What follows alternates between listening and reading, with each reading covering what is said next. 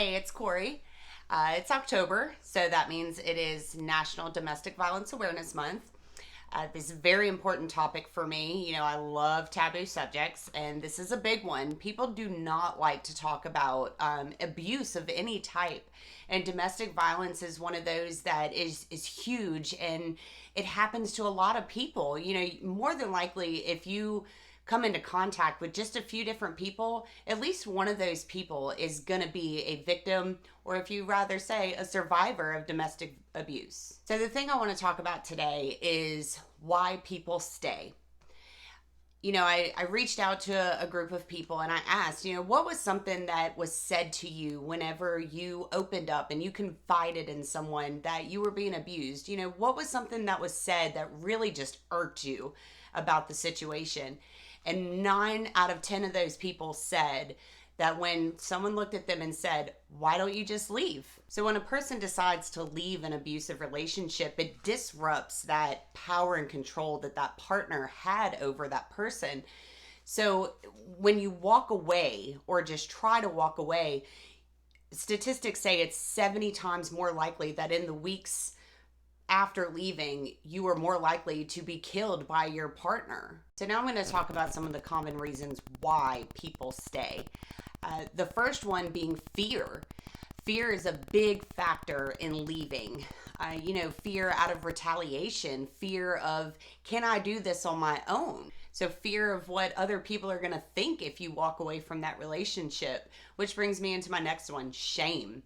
Shame is something that keeps us in difficult situations because we don't know what to do with that shame. It's embarrassing to admit that you're being abused by a partner, especially someone that has shown nothing but greatness to the outside. So within the shame, there's something called blame shifting.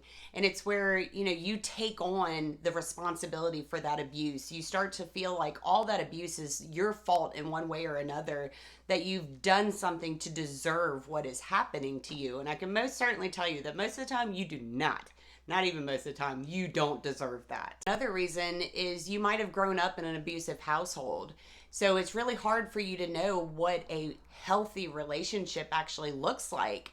It could be even emotional abuse. A lot of people think that emotional abuse is not as bad as physical, but the tolls that emotional abuse can have, sometimes those run far deeper than physical abuse. Intimidation is a big one. It can be physical, verbal, any threats like that. It could also be, a threat to tell a secret that you've told your partner, or, maybe you took some racy photos for your partner and they say, if you leave, I'm going to show these pictures to everyone. That's terrifying. Low self-esteem plays a big role in not being able to leave. A lot of times the mental abuse starts first. You are degraded constantly after a period of time where you start to believe those things that are said to you. You believe that you're not good enough. You believe that you have no worth. And that just takes a toll on a person. And then usually the physical abuse comes after that. And you get to this point of just having no self-esteem, and you feel like you can't make it in the world without that person. Many abusive partners will somehow find a way to make you financially dependent upon them, whether it be not allowing you to work, not allowing you to have your own bank account, or, just all your money goes to them if you are allowed to make your own money. So you have no resources to just say, okay, I'm leaving and I can do this on my own. It takes a lot to just reach out to other people and ask for help. And by God, if you need to get out of a situation, ask for that help. Another big reason may be cultural or religious beliefs. A lot of cultures and religions, they say once you're married, that's it. You stick it out, you make it work, you fix it. Sometimes it's just not that simple, though. This is a really tough one to talk about. Children. Staying for the children. You don't want to disrupt the family unit. Some kids may not see the abuse. Other kids are right there in the middle of it. Either way, bringing your children up in a toxic environment is not healthy for the children. To me, you're teaching your children that it's okay for a man to hit a woman or for a woman to hit a man. Either way, that is not okay. And then there's love. Um, this one was very big for me because being with someone who is emotionally, mentally, physically, financially, whatever you want to put it, abusive, and caring for someone, they're not mutually exclusive. You can have both in a relationship. And that's the toughest part. You sit around and you wait for this person to go back to the person that you fell in love with, and you stick it out just, on a wing and a prayer, hoping that that's going to happen, and it may or it may not. For me, I spent a lot of time backed into a corner of self blame and desperation, trying to win back the affection of the person that I loved, and it didn't work out. I craved that affection, and I just didn't get it.